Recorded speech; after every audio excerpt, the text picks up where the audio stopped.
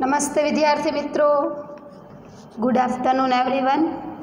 आज हम हिंदी विषय में इकाई नंबर 5 सवाल बालमन के जवाब डॉक्टर कलाम के इस इकाई का अभ्यास करेंगे।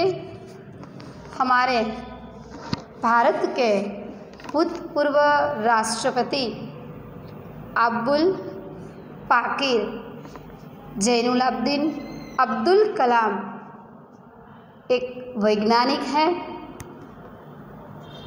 भारत के आधुनिक क्षेपणास्त्रों के निर्माण तथा प्रक्षेपण में उनका बड़ा योगदान रहा है। डॉक्टर कलाम बहुत ही सरल स्वभाव के व्यक्ति थे। बच्चों से उन्हें बड़ा लगाव था।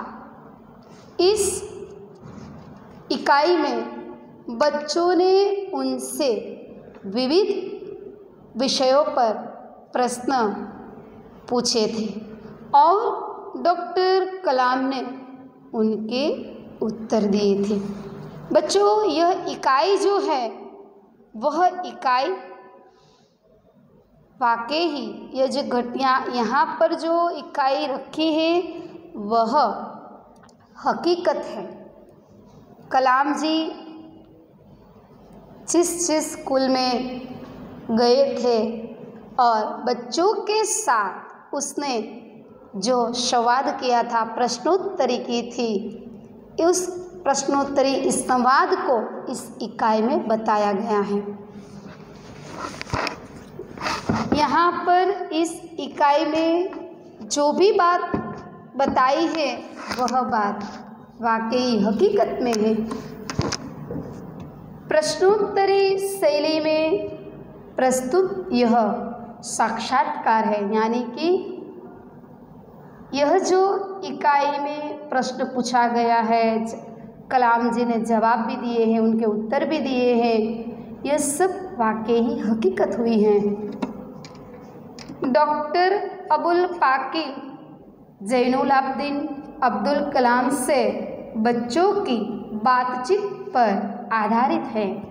यह बातचीत तब संपन्न हुई थी जब डॉक्टर कलाम राष्ट्रपति पद पर आसीन होते हुए भी बच्चों को जिज्ञासाओं का तुरंत उत्तर देने के लिए वह तत्पर रहते थे। यह इकाई में जो भी बात बताई गई है वह बात वह जब राष्ट्रपति पद पर आसीन थे, यानी कि वह जब राष्ट्रपति थे तब उस समय की बात है। इस समय तो राष्ट्रपति को समय भी नहीं निकलता है, समय भी नहीं मिलता है, फिर भी यहाँ पर राष्ट्रपति यानी कि अब्दुल कलाम जी बालक की जिज्ञासा के लिए इतने वह आतुर थे कि उसकी जिज्ञासा की पूर्ति बालक की वह करने की वजह से तुरंत ही उसके उत्तर देने के लिए वह भी तत्पर रहते थे। तो आओ हम अब्दुल कलाम जी के संवाद को देखते हैं। बहुत बढ़िया पाठ है। इस इकाई में आपको भी कितनी सारी जानकारी मिलेगी और खास तो यह इकाई में यह देखना है हमें कि इतने बड़े राष्ट्रपति के पद पर पहुंचकर भी उसने बालक की जिज्ञासा को बहुत समझा है और उसकी पूर्ति करने के लिए, बालक की जिज्ञासा को समझने लेके उसकी पूर्ति करने के लिए वो इतने आतुर रहते कि बच्चों उसको कोई भी प्रश्न करे तो तुरंत उसका वह उत्तर देने के लिए तत्पर रहते थे। तो आओ बच्चों हम इस इकाई को देखते हैं। प्रश्नकर्ता यानी कि जिसने कलाम जी को प्रश्न किया है उसका नाम दिया गया है और वह किन साल में प्रश्न पूछा गया था वह भी उनके साथ लिखा है। प्रश्नकर्ता आर अरविंद, कक्षा 3, सेंट मेड स्कूल, चेन्नई। यह जो प्रश्न पूछा गया है वह स्कूल का नाम है सेंट मेड स्कूल, चेन्नई से, और वह जो बच्चा है वह कक्षा 3 में अभ्यास कर रहा था और उनका नाम है आर अरविंद। इस प्रश्नकर्ता ने यानी कि इन बालक ने कलाम जी को प्रश्न किया है कि क्या हमें आप अपने बचपन की कोई यादगार घटना सुना सकते हैं। बच्चे ने कलाम जी को प्रश्न पूछा है कि क्या आप अपनी यानी कि कलाम जी के जीवन की बात है।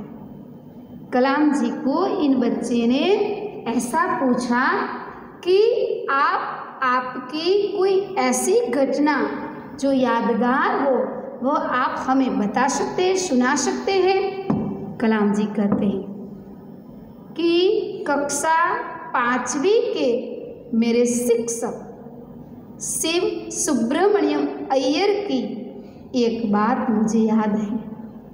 अब जो उत्तर दे रहा है वह स्वयं कौन है बच्चों? अब्दुल कलाम है।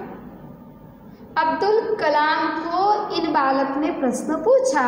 अब जो प्रश्न इन बालक ने पूछा है वह प्रश्न के उत्तर के रूप में कलाम जी ऐसा कहते हैं कि मैं जब कक्षा 5वीं में था तब मेरा शिक्षक कौन था? शिव सुब्रमण्यम अय्यर। उसकी एक बात मुझे आज भी याद है। वो तो इतने बड़े थे पर उनको जब वह छोटे थे यानी कि 5वीं कक्षा की जो घटना थी उसे भी उनको याद थी। वह यहाँ पर बताई है कि एक दिन कक्षा में वे हमें यह बता रहे थे कि कोई पक्षी कैसे उड़ता है। उन्होंने हमें रामेश्वरम के समुद्र तट पर ले जाकर इसका जीवित उदाहरण दिया। जीवित उदाहरण यानी कि जीवित, जीता जागता।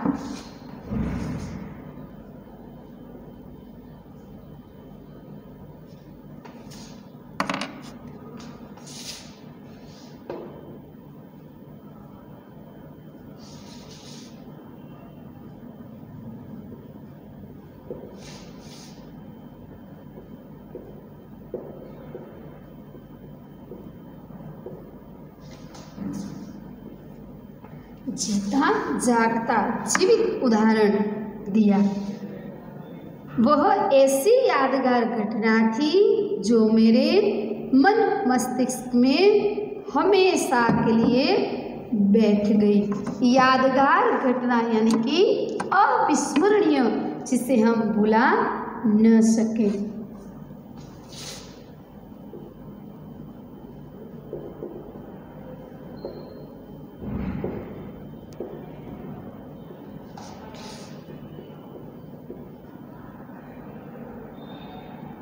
जिसे हम भुला न सके, ऐसी घटना अविस्मरणीय थी कि कलाम जी ऐसा कहते हैं कि मैं जब इतना छोटा था तब की मुझे आज भी याद है कि मैं 5वीं कक्षा में पढ़ता था।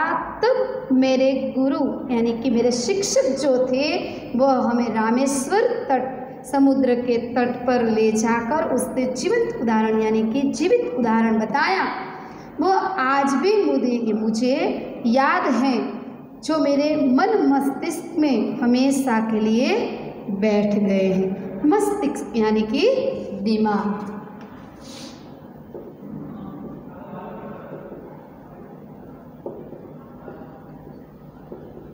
यह घटना मेरे दिमाग में आज भी शामिल है। आज भी मुझे वह याद है। इसी से मुझे आगे विज्ञान पढ़ने की प्रेरणा मिली। उसके शिक्षक ने क्या किया कि कोई पक्षी कैसे उड़ सकता है, किस तरह पक्षी उड़ता है।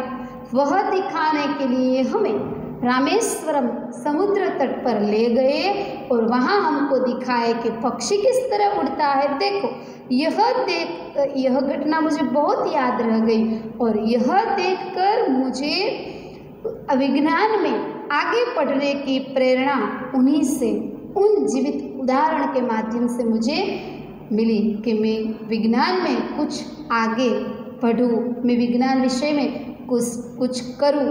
ऐसी मुझे प्रेरणा इस उदाहरण के तौर पर मुझे मिली, जिसका मैंने जीवित उदाहरण देखा था।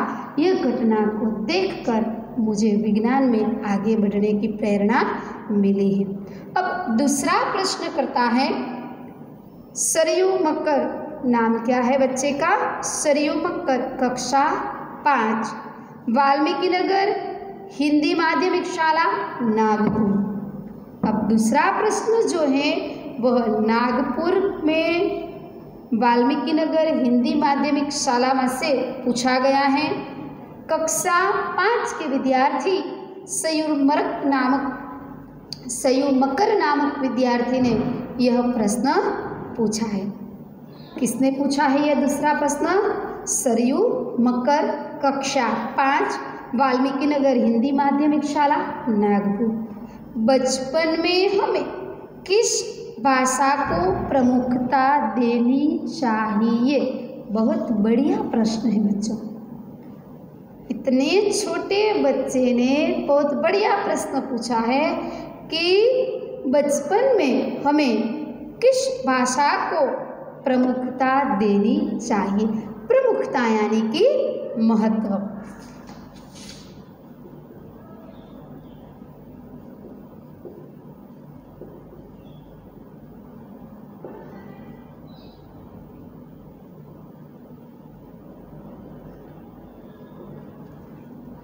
किस भाषा को हमें महत्व देना चाहिए? तो कलाम जी कहते हैं, डॉक्टर कलाम इस बच्चे को उत्तर देते हुए कहते हैं, मैंने स्वयं यानी कि खुद मैंने माध्यमिक शिक्षा तक की पढ़ाई अपनी मातृभाषा के माध्यम से पूरी की है। कॉलेज और उससे आगे की शिक्षा अंग्रेजी माध्यम की संस्थाओं में।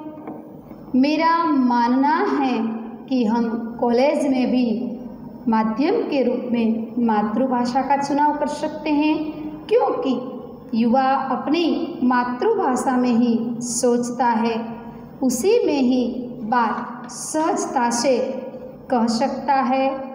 क्योंकि युवा अपनी मातृभाषा में सोचता है, उनकी बात वह सहजता से कर सकता है।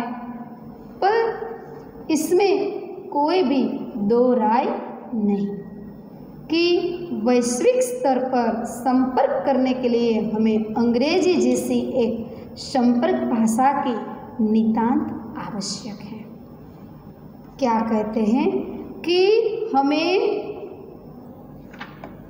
अंग्रेजी भाषा को भी इतना जानने की आवश्यकता है। क्यों?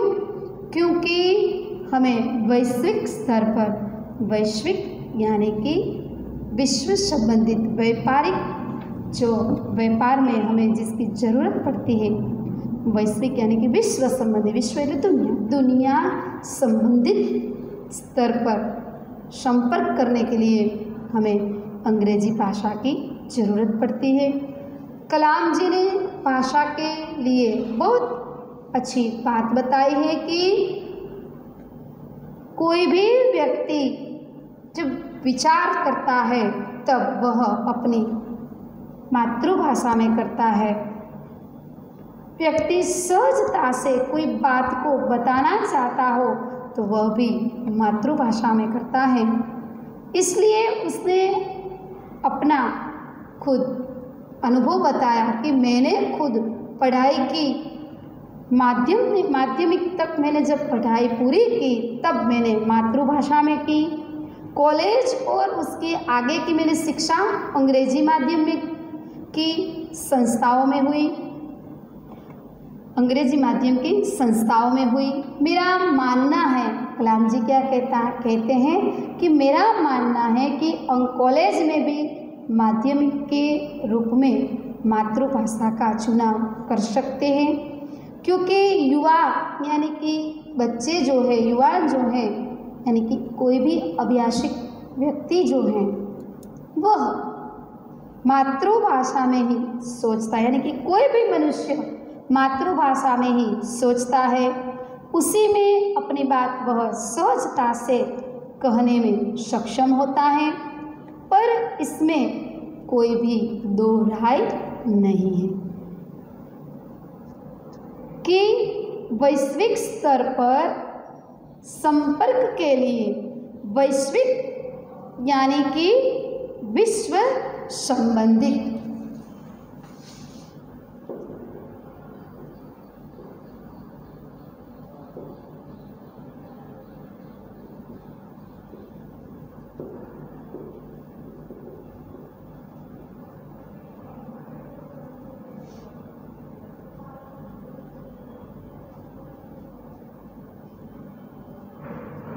वैश्विक यानी कि विश्व संबंधित संपर्क करना यानी कि मेलजोल करना, एक दूसरे से संबंध को स्थापित करना होता है, तब हमें अंग्रेजी जैसी संपर्क भाषा की नितांत यानी कि अत्यंत आवश्यकता होती है।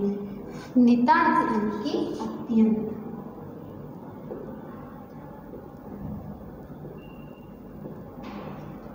जब हमें कोई विश्व संबंधित बातचीत करनी हो तब अंग्रेजी भाषा हमें संपर्क यानी कि अंग्रेजी एक संपर्क भाषा की नितांत आवश्यकता है, तब हमें अंग्रेजी भाषा की बहुत ज़रूरत पड़ती है। अत्यंत ज़रूरी होता है जब हमें फॉरेन में किसी के साथ बातचीत करनी हो, कोई व्यवहार करना हो, व्यापार के संबंधित कोई बातचीत करनी हो, तब अवश्य हमें अंग्रेजी की ज़रूरत पड़ती है, तब वहाँ पर अंग्रेजी भाषा की ज़रूरत पड़ती है। अब आगे प्रश्न है, प्रश्नकर्ता अर्श पटेल, कक्षा 5, चंदूलाल विद्या मंदिर, मुंबई।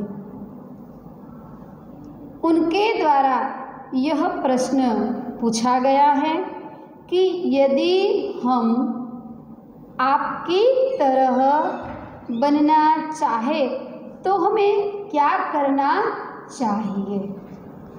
बहुत बढ़िया प्रश्न यहाँ पर इन बच्चे ने किया है कि यदि हम आपकी तरह बनना चाहें।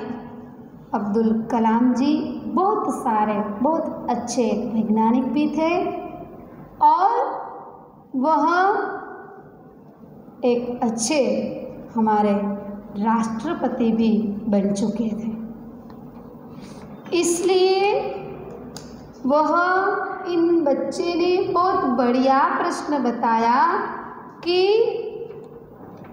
हम अगर आपकी तरह बनना चाहते हैं तो किस तरह हम वहाँ तक पहुँच सकते हैं। यदि आपकी तरह बनना चाहे तो हमें क्या करना चाहिए, ऐसा हमें बताओ कि हमें क्या कर सकते हैं हम, तो आपकी तरह इतना बड़ा अच्छा आदमी हम बन सकते हैं। कलाम जी एक अच्छे वैज्ञानिक तो थे ही, पर उनके साथ साथ वह बहुत अच्छे सारे राष्ट्रपति भी हमारे बन चुके थे। कलाम जी कहते हैं, जब आप युवा अवस्था में कदम रखें तभी आपको जीवन में लक्ष्य निर्धारित कर लेना होगा। लक्ष्य यानी कि ध्येय।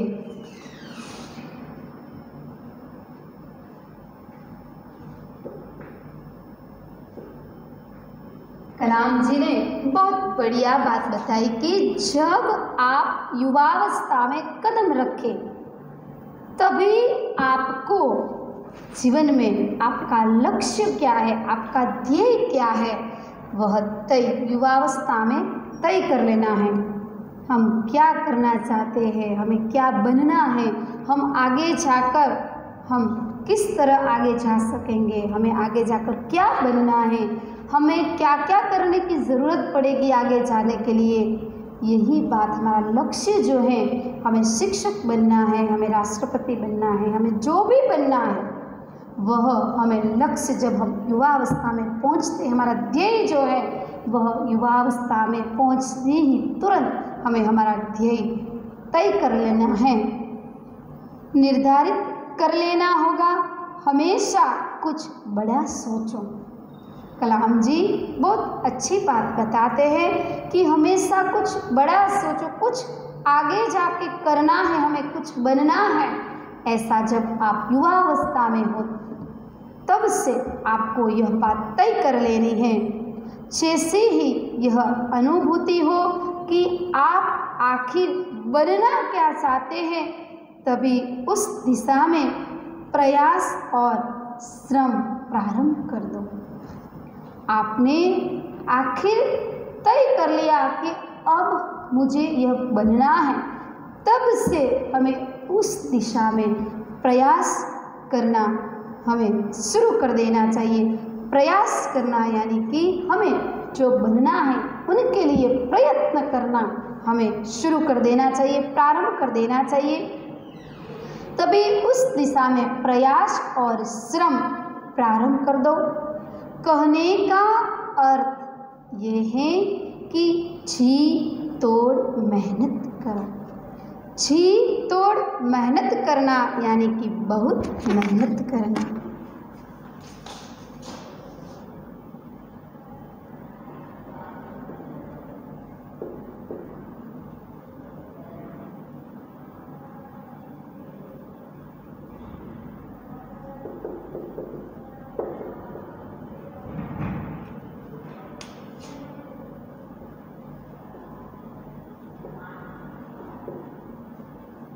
जी तो मेहनत करना बहुत मेहनत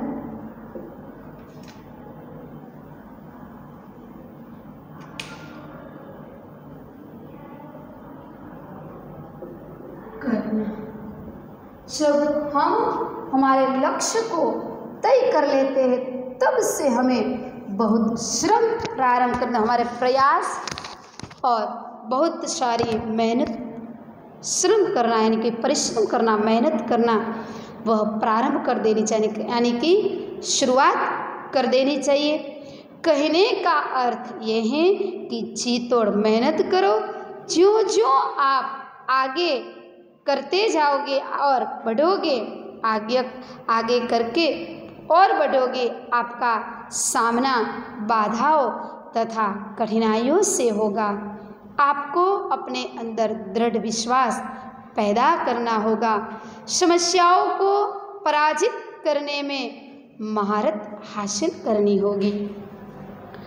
जो समस्याएं हमें जहाँ तक पहुँचना है वहाँ तक पहुँचने के लिए बहुत ही मुश्किलें आएगी, बहुत ही बाधाएं आएगी, बहुत सी कठिनाइयाँ आएगी, पर हमें महारत उनसे समस्याओं को पराजित करने के लिए हमें महारत हासिल करनी होगी। महारत हासिल करना यानी कि योग्यता प्राप्त करनी होगी।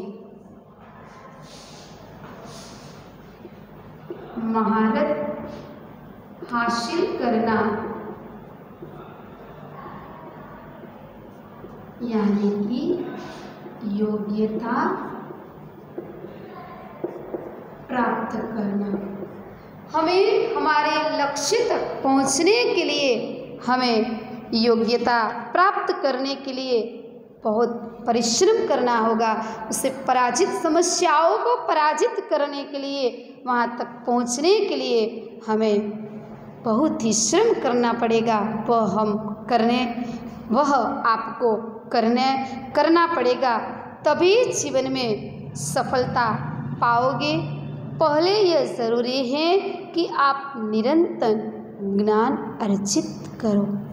निरंतर ज्ञान अर्जित करना यानी कि लगातार, निरंतर यानी कि लगातार।